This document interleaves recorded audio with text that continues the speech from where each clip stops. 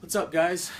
Today I'm going to talk about disclosure and how to do a disclosure the right way, because I hear stories all the time about disclosures that are done poorly, and a poorly done disclosure, which most of you have probably experienced, can do all kinds of damage and just further the problems in the relationship. And so when I say disclosure, what I'm talking about is when some information needs to come out and the person is disclosing to their spouse usually or their partner what has happened.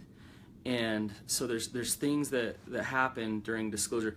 Disclosure can happen spur of the moment. So you might get caught doing something and then all of a sudden it busts it all open and you have to disclose some things.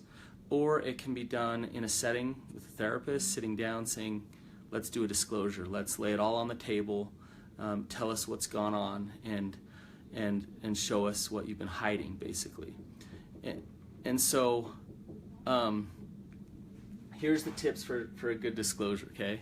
First thing is stick to the facts.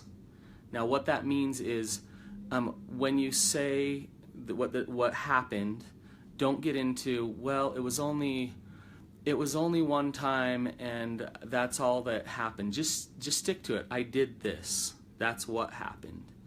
Don't try to soften it. Don't try to give a good reason why it happened. Just say that it happened. This is what happened. It's painful. Disclosure is hard. And so just be willing to say what is. Okay, stick to the facts. Next, don't trickle out. And trickling out, what that means is give just enough to the other person so you think that they'll be happy, they'll be appeased, they'll be good, they'll leave you alone, but hold things back. And then a week later be like, well, actually there was this other thing. And then 2 weeks later, oh well, and I needed to tell you about this or that or whatever. And what that does is it makes the partner think, okay, they've told me this stuff, but what do I not know? Rather than, oh, they disclosed it all, now I know. The trickle out effect can cause all kinds of problems in the relationship. And so try hard not to trickle out. Be as honest and upfront as you can be. If there's something that you really are afraid to tell the other person, then that's probably the very thing that you need to tell them. Okay? Avoid unnecessary details. What I mean by this is not to avoid painful things when you do disclosure. That's not what I'm saying at all. And the unnecessary details mean, like, you know, you're talking about certain details about what happened that really don't hold any weight to what happened. So an example would be like, you know, this was the color of her hair, or this is the exact restaurant that we went to. What that does is it just sets up a bunch of triggers for the partner. And so then, you know, she needs to know I had an affair, or I binge on porn every single night, or, well, she needs to know the major detail of what happened. She doesn't need to know the little nitty-gritty details that are just going to cause her a bunch of triggers. Okay.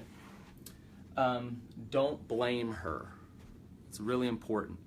Don't say things like, well, since we were never having sex, I went off and did this, and that's why I did it. Or if you were only nicer to me, then I wouldn't have to go. That is not a disclosure. That is drama, and it will just cause more problems. In the midst of her being shocked and traumatized by what you're saying, don't throw blame in the middle of that. That's the last thing she needs right then.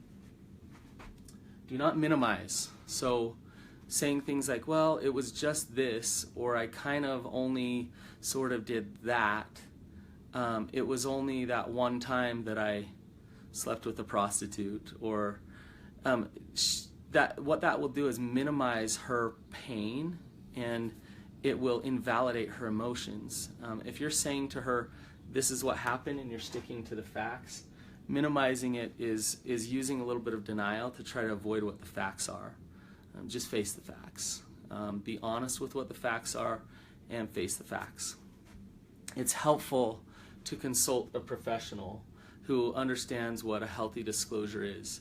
And the reason is they can help set you up for both of you to navigate your emotions through that, and to be able to do it the right way, so that when disclosure does come up, it doesn't cause even more trauma and more damage in the relationship.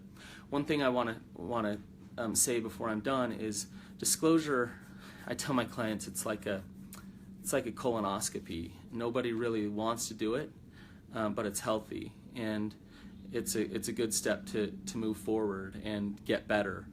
And so expect feelings of shame, expect feelings of pain and hurt when disclosure happens.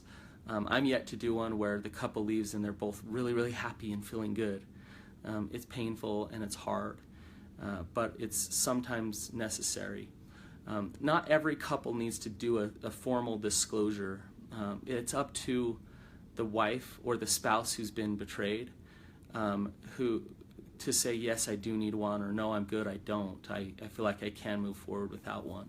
So don't feel like you have to do it for healing, but it can be really helpful, but it can be really hard. So, hey guys, one last thing.